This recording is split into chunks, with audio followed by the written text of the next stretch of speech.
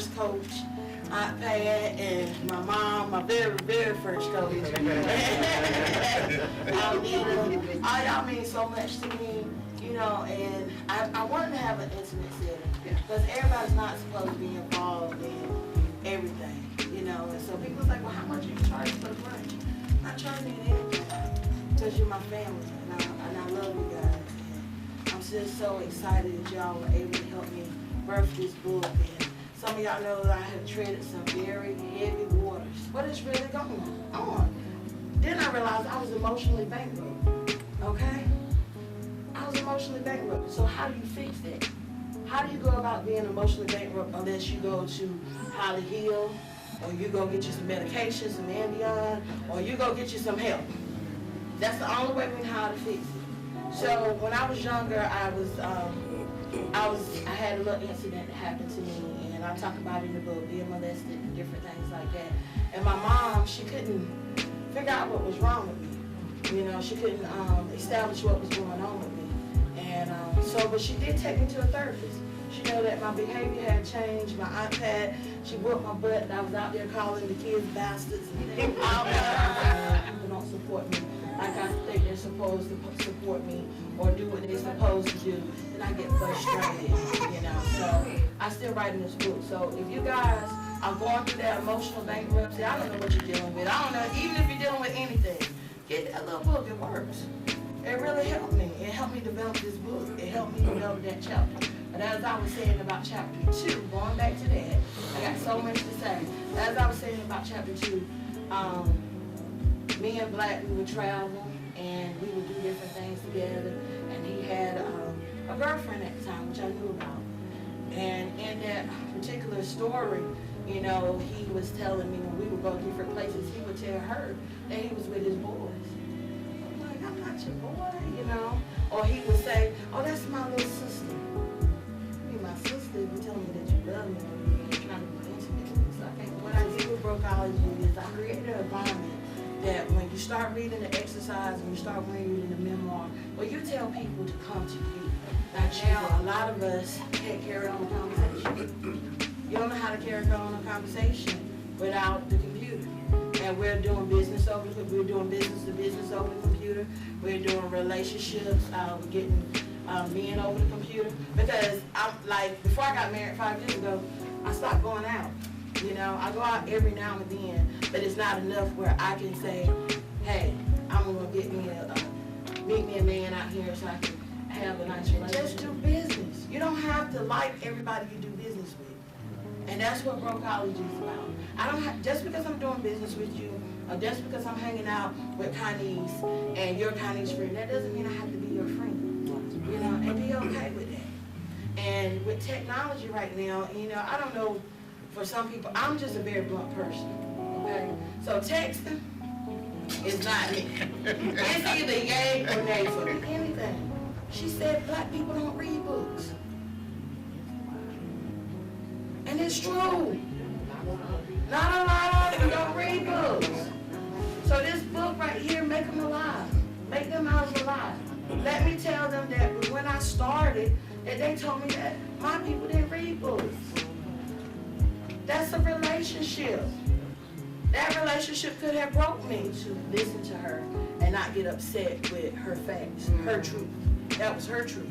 That wasn't my truth. That was her truth. And so far today, we're so over 300 minutes. I think this is more of a comment than a question, but you can respond to it, you know. And I thought it was interesting just as you were talking, and when you mentioned the sexual abuse, you said I had a little incident. And to me, I thank God that I've never experienced any kind of sexual abuse, but as I've grown older, I've learned from my friends, people that are very close to me, that they have. To me, that's huge. But it's almost like somehow or another you tucked it away and you say that a little incident. That's huge. It shaped everything. So much of who you are is because of what happened and how you were able to overcome it. But you know, I don't know. It's just amazing that now here we are, and you can kind of tuck that away and make it so that it's a pebble up under your feet instead of something that's so big that it consumes you. Right. And I just think it's beautiful. Well, for so many years it didn't. So you're right, it's not a little incident. And that's part of being bankruptcy, but he's still working on it because it's still something that I don't like to discuss. You know, even though I know I have to, it's still something that I don't like to discuss. And it's, it was very painful. Do you feel as if you have total closure? Because you told your husband, told a few other people. And what are you doing for closure? Are you doing counseling now? Well, you know what? I thank God because my cousin is like my brother. I'm kind of glad he didn't know back then because he probably would have killed the person that he had known. And when I first told him, he was very upset about it. And this boo, everybody know. I don't know if y'all know my cousin Boo, but he's on another level. Anything else? Took back my power. Yes. I took back my power. I got it back. And I actually, and then it's so ironic because it's right when I was writing the book. How does that happen? God lined up for you. Yeah. So it was just so fell right in place. And then I was able to finish the book. But I was still going through a couple things. And when I did Anita's Phenomenal Women, Phenomenal Life, I said, hey, let's go ahead and get this thing out here. But before I got it out there, I had to make sure that my mom was okay with what I was getting ready to say. And that's the only thing that really matters to me. If that was going to hurt her, then I wouldn't have did it. You know, at this point in time, you know, I just went and did it. But she was like, I wish you had let me know when it was going on. But I said, I really needed you guys to actually be there for me.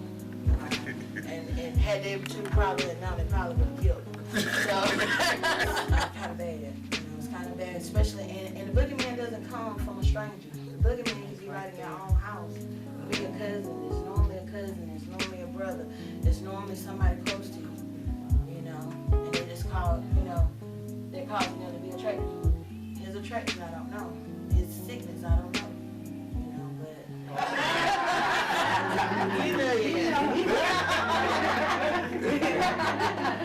but anyway, don't get scared because my husband's here. He ready for y'all, so he don't get scared. Anything else? Well, I didn't read it. I'm getting that book today. Everybody, definitely, I want you to sign it, but I'm just so proud of you. Thank you. The confidence just oozing, the energy just oozing out as you explain your life and everything. It's just awesome. I appreciate you. You know, so this book right here, y'all, I mean, this is like a baby to me. You know, and I hope that it blesses you. I hope that you get something out of it. It's not just about my business, but it's actually to give it to somebody else that they can help. You know, I'm always got some stories to tell my niece. You know, and everybody always tell her she's mature beyond her years, or you know, she's gonna do stuff because she's young. But they all are. We all are. Didn't y'all do something? When my mom was writing today, she said, you got to be a youth first.